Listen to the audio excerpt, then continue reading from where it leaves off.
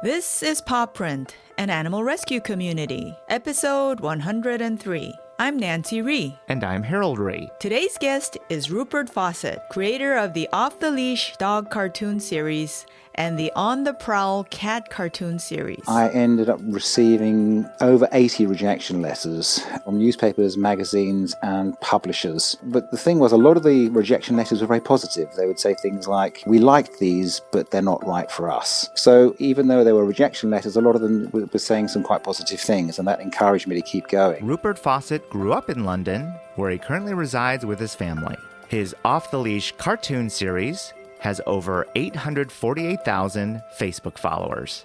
In today's interview, he shares about his beginning as an artist, talks a bit about his first cartoon series, Fred, and reveals a new project that he's working on for Off the Leash. If you want to learn more about Rupert Fawcett, go to our show notes at thisispawprint.com/103. That's the number 103. It was always my dream, actually, not to be specifically a cartoonist, but to be an artist of some sort. And that would have been music to my ears if someone had said that might be a realistic possibility, because it was a thing that I loved doing. And I started drawing cartoons at a very young age. I used to sit and draw for hours, lots of different cartoon characters, cartoon figures. And but then as I got older, I started thinking about becoming more sort of serious artist, becoming a painter. And I went to art school for a while, but it didn't really suit me. And then much later on, I got back to drawing cartoons and invented Fred. And Fred really was the beginning of my career as a cartoonist. When I see Fred, I see, and please correct me, I see middle-aged man, middle-aged woman, your ubiquitous black cat. At the time that you started, you weren't a middle-aged man, so what did you base this off of? I really don't know. I just used to doodle quite a lot, and I had a little black notebook, and one day I just doodled or drew a drawing of a little bald man in slippers, sitting in a deck chair and in his garden, sitting in front of his garden pond. And then I just thought, it needs something else, so I drew a dolphin jumping out of the pond looking at him. And then I think the next day I looked back at the drawing and I thought that needs a caption. So I just wrote a very simple little dry caption underneath, and then thought, that's quite nice. I like that. I might do a few more of those. And that was really the beginning. It just sort of happened, really. And so from there, when did you actually pull up the courage to submit your cartoons to various periodicals and other publishers? Well, I kept on doing more and more Fred cartoons, and started showing them to friends and family and so on, and getting very good reactions. And I suppose that helped to give me some courage. And then after a while, I started sending them to newspapers and magazines in a very amateurish way. I just used to send, not very good quality photocopies and handwritten letters in my scrawly handwriting. And I ended up receiving over 80 rejection letters from newspapers, magazines, and publishers. And but the thing was, a lot of the rejection letters were very positive. They would say things like, "This is not right. We liked these, but they're not right for us." Or, "We thought they were funny, but we don't publish cartoons." So even though there were rejection letters, a lot of them were saying some quite positive things, and that encouraged me to keep going. And then eventually one publisher very helpfully said to me, "You shouldn't really be sending these directly to us. What you need to do is send them to a literary agent." So I took their advice and chose 3 literary agents and sent the cartoons off to them. And within 24 hours, all 3 of them had contacted me to say they wanted to sign me up. So suddenly something clicked. Wow, my goodness. Amazing. Yeah. So, what do you feel like was your big break? Was it connecting with literary agents, or was there something else that was your big break? That really was the big break. It was someone being helpful and giving me good advice and saying, you shouldn't really be writing directly to publishers. That's not the way it's done. What you need to do is go to an agent. And then once I did that, suddenly I got great enthusiasm from these 3 agents. I signed with one of them, and I had my first book deal within 3 weeks. So that was really what kind of opened the door for me. Of course, most of you, I think our listeners would know you either through Off the Leash or On the Prowl. So if you were going to give just a quick recap of what is the Fred cartoon like, how would you describe it? Woo, they're quite different. They are. I mean, of course, anyone can have a look online by typing in Rupert Fawcett Fred, and you will see plenty. Yes. Each cartoon is a single frame with a single caption underneath. There are no speech bubbles or thoughts bubbles. There's always just a caption underneath, and they depict quite often quite sort of surreal and strange situations. Between situations which involve Fred, who's the main character, his wife Penelope, and their black cat Anthony, who is in every single one, and sometimes a few of their friends. And they are, in some ways, quite a lot of them are surreal. Yes. And their humour is quite sort of subtle, quite dry. You know, they're not everybody's cup of tea, as we say here in England. But I mean, you know, enough people loved them for it to become a great success, especially here in the UK. And then they also did well in Australia and New Zealand. So I think people would really need to take a look at them themselves because they are very, very different. It's probably hard to imagine that it's the same artist who produces Off the Leash and Fred. Sure. Although just Yeah, one other thing that has happened is with the success of Off the Leash, quite a few people have said, when they realised that I'm the same man who did Fred, they've said, I thought there was something familiar about the drawing style. In fact, that was going to be my next question. When you think about Fred, I don't know if we'll have time to talk about your other series, Daddy, but Fred, Daddy, Off the Leash, On the Prowl, are there any common themes that you can think of? Not really. Other people say so. Other people say, that's typical Rupert humour. So other people seem to think they can see something. All I can see really is the same kind of linear drawing style to a degree. I mean, they vary a bit, but generally my drawing style is pretty recognisable, I think, as being simple. But no, otherwise there aren't any obvious connections. The most powerful moments are the ones that we often take for granted. And I do see a little bit of that in many of your cartoons, that what you bring up is just, it's so obvious to us, but we don't think it's obvious until we see it drawn by you. So yeah. So anyways, thank you for that. So yes, I guess it's the recognition value, isn't it? Is when people look at a cartoon and then say, that's exactly what my dog does. Exactly, yeah. And I do see that in your other cartoons as well. So it's very powerful what you do. A couple of our listeners, Jennifer Lynn and Sarah Wingfield, they basically asked a very similar question, which is, where do you find the inspiration for, let's say, your off-the-leash cartoons? It's a difficult one. I mean, sometimes it's from dogs, from other people's dogs, and sometimes the ideas just literally seem to kind of pop into my head. I mean, obviously there is sometimes the necessity to come up with a certain amount. If I've got, for example, a book deadline, then I have to come up with ideas. There's no two ways about it. I've got to sit down and come up with ideas, and I always find that I manage to come up with the goods. I didn't find it quite so easy with my cat book, but with the dog books, I always managed to come up with ideas. Sometimes the ideas would pop into my mind, and sometimes I would have to kind of sit down and doodle and rack my brains and come up, try and come up with something. How much of your personal life would you say makes it into the cartoons? I think not so much my personal life, but just my general life experience. I think probably of relationships, of the nature of dogs, the way they behave, the way human beings behave, because that's also part of the humour. So it's not so much my personal experience as my just kind of general experience of life, really, which I think, because that's in the cartoons, it helps the cartoons to resonate even more with people because they can identify with those situations. Tell us about the animals in your life. Well, I've always regarded myself as a dog person, as opposed to a cat person. I mean, a lot of people are both, and I'm now both. But for most of my life, I always thought of myself as a dog person because I was brought up with dogs, and I didn't relate to cats, and I never had an opportunity to kind of get to know a cat or get close to a cat. But then eventually, about a couple of years ago, my wife persuaded me to get a couple of Burmese cats. So now I'm a cat lover as well.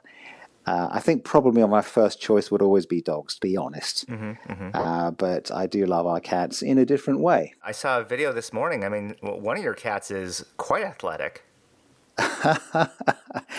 Yes, indeed. Yeah, that's Lulu, running and fetching a little rubber toy. Yeah, just like a dog. Yeah, exactly. What makes I don't know, what makes dogs special to you? Dogs, I think, are very special in many ways. I think dogs are the most wonderful creatures, the most wonderful companions, and I think that to have a dog in a home brings an awful lot to the home and to family life. And they can be the most wonderful friends. I think that most dogs are highly intelligent, very perceptive, very sensitive, affectionate, loving. I think they're wonderful, wonderful things to creatures to have in your life, and great friends. And one of the things that comes through in my work is the people's reactions to my work. People just absolutely love their dogs, and it's a wonderful thing. When I appear at dog shows, and I'm doing one in a few weeks for 4 days, I'll be at a Crufts dog show in here in the UK, Which is the largest dog show in the world, right? That's right. That's right. And I have a stand there. This will be the 4th year that I've done Crufts, and all day long I just have all these dog lovers. Just full of love for their dogs and wanting to talk about their dogs, and saying lots of nice things about my work, which is nice. But they're just very loving, very warm people, and so I think that's something that dogs bring out in people. Switching to your popularity, and obviously you're very busy. It's like, I'm just thinking, daily cartoon, or really cartoons. You're working on business things, everything from merchandising to books and all that. What do you enjoy about your life right now, and maybe what are some of the things that you could do without? Well, I feel very lucky at the moment because I earn my living now from doing the thing I love, which is being creative, which is drawing, and drawing things that give people a lot of pleasure. So I consider myself to be very privileged.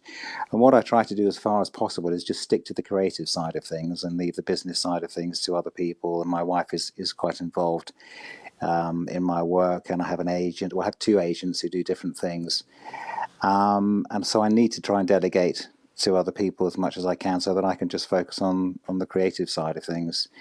And I'm especially busy at the moment because I'm working on Off the Leash animation. Unbelievable! Wow. Yeah, so I'm busy writing scripts and doing storyboards for that, which is very exciting. I'm loving that. So that's the best thing for me. The greatest pleasure for me is just literally sitting down at a drawing pad and drawing, doing my work. Other nice things come from it, which is the interactions with my fans, and also meeting people at book signings and dog shows and so on. That is also a very nice part of the work. Yeah. Well, I'm sure a lot of your fans are going to be very excited to hear about this animation. Tell us a little bit more about it. I mean, what's the timeline? How soon potentially could we see something? I can't say at the moment. All I can say is that we are doing, initially, I'm doing 12 episodes with a company here in the UK, but that's just a starting point, and we already have some very serious interest from some very large distribution companies who are very keen to do a lot more, a lot more episodes, and to distribute them and sell them around the world. I'm keeping my fingers crossed that this all happens. It's looking very positive at the moment. So that is that's the dream. But the few episodes that we've done so far are lovely. I mean, they're very short. So they're quite like the cartoons themselves, and there's quite a few of the ones I've done so far are based on cartoons I've already done. Very short, very simple, and hopefully funny. I'm very happy with them so far. Is this going to be something through the internet? I mean, how would people be able to find these? Well, they will probably be broadcast on the internet, possibly on YouTube, but also hopefully on TV as well. Okay. Multi-platform distribution. But I can't really say for sure at the moment. Maybe you and I can talk again sometime in the future. I'll be able to give you, specific details. That's great. Really, just a couple more questions. What's your best-selling item? I mean, greeting cards, coffee mugs, clothing. I mean, what really is the thing that sells the most? Books, I think books really, and prints have sold very well. But I think books are the biggest seller. With Fred, it was greetings cards. I sold huge quantities of greetings cards with Fred, but with Off the Leash, although I do sell greetings cards, it's probably books. Books are my biggest seller. When it comes to the artistic process, I'm sure there are some artists out there listening to you. What kind of advice would you give them? Well, if they need advice, I would say if you love what you're doing, stick at it. Don't give up. Try and spend as much time as you can doing it. And if you want to be a professional artist, if you're not already, then just keep plugging away and don't give up, and don't let anyone put you off. Just stick at it and be determined, because it's difficult for any creative people to make it, to make a living out of it. But I think you've got to just be really, really determined. The main thing is enjoy it. Yeah. What was your toughest point, if you can look back upon all your years of doing this? The toughest point was probably right at the beginning. But then, having said that, the thing about being a self-employed creative person is you have your ups, but you also have your downs. And there was a period of time when Fred was extremely popular and was sort of all everywhere, and very recognizable. And I got a little bit self-satisfied and thought, well, this is just going to go on forever and ever now. But then after a few years, Fred started to kind of go out of fashion in a way. And what happened was a lot of greetings cards companies saw the success of Fred, and they started bringing out other humor card ranges and trying to compete. And so then I actually went through a few years, when my income dropped quite dramatically, and that was a difficult time. And but I stuck at it, and then I came up with other things. I came up with Daddy, and did 3 Daddy books, and that was fun, and that was successful. And then eventually Off the Leash. Okay. So it hasn't all been plain sailing, and that's pretty much what it's like for most creative people, really. How do folks find you? How do folks find you, either on Facebook, on the internet? Under Off the Leash. If people go to Off the Leash and then message me directly, I get the messages and I read them every day. Oh, fascinating. So that's, just go, just go to Facebook, my Off the Leash page, and send me a message, and I will get it, and I will respond to it. Yeah. As I'm looking, 848,000 followers for Off the Leash. How do you make sure that success doesn't get to your head? Because I think probably because of my experience, because I know that you've got to take everything with a pinch of salt, and although that looks great, I these days I try not to get too self-satisfied and think this is going to go on forever, because I've done that once before, and I went through a tough time. So just trying to keep it in perspective, and also to remember that the main reason I do this is because I love it. It's not about big success. It's not about money or anything like that. It's really, the number one thing is I do it because I love it, and to remember that. You do have several themes. Any favorite theme from Off the Leash? The puppy school cartoons are very popular. Okay. So that's been a popular theme. I've probably done about 15 or 20 or so puppy school ones. That's something I enjoy that people have enjoyed very much. Well, of course, another one that's been hugely popular has been the theme of people who have large amounts of dogs sleeping on their beds. Yes.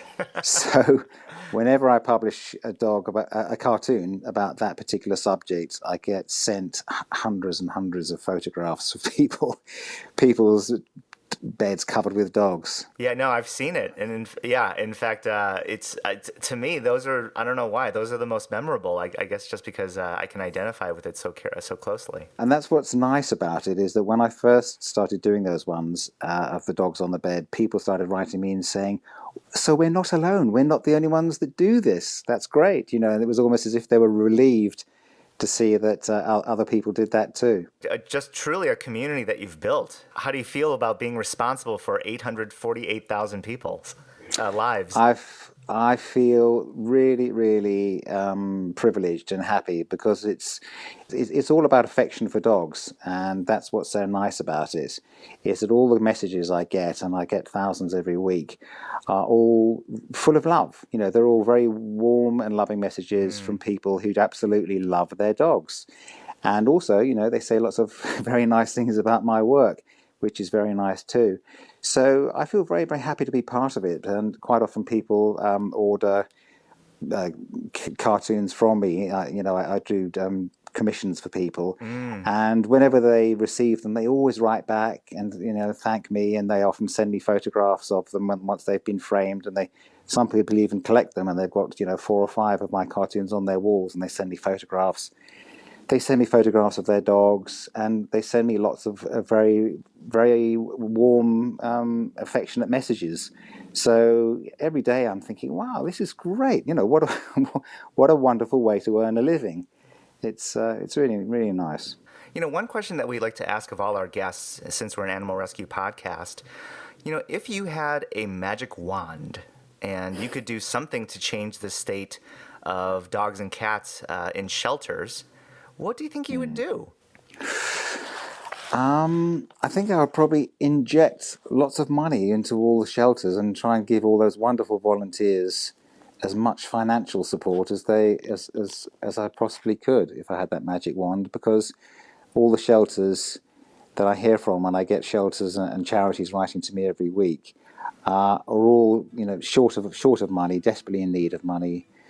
And so, yeah, that would be it. Give them the funds that they need, because they're all doing fantastic work. We want to say thank you to Rupert Fawcett for sharing his story. If you have not looked at his cartoons, I guarantee it'll bring a smile to your face and brighten your day. If you want to learn more about Rupert, go to our show notes at thisispawprint.com/103. If you'd like to meet me or Nancy on social media, you can find a lot of links on our Facebook page at This Is Pawprint. You can also find us on Instagram and Twitter. If you'd like to listen to more episodes of Pawprint, you can find us on your favorite podcast app like iTunes, SoundCloud, or Podbean. Search for Pawprint Animal Rescue and make sure to hit the subscribe button to get the latest episodes immediately. We want to say thank you to all of you for sharing Pawprint with your friends and family. We could not have reached 103 episodes without your help, so thank you. Stay tuned next time when we speak to Tamar Arslanian, blogger and author of the book Shop Cats. Remember, you spread a positive message of love and peace by saving an animal. Have a great day, everyone, and see you next time on Pawprint is a production of EVER Education. You can't handle the truth!